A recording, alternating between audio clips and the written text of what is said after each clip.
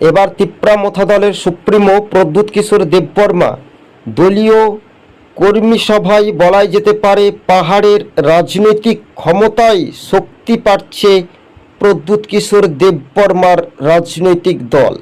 কেননা পাহাড়ের জনজাতি ভোটারদেরকে আমরা দেখতে পাচ্ছি হাজার হাজার মানুষের কিন্তু রীতিমতো ঢল।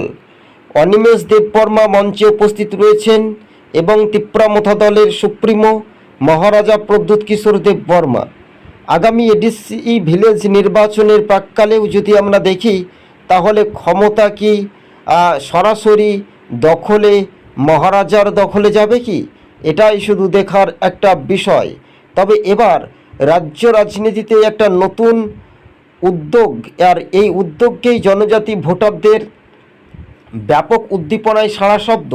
কিন্তু মহারাজা বিজেপিকে সমর্থন করেছিলেন, 2024 লোকসভা ভোটে জোট করেছিলেন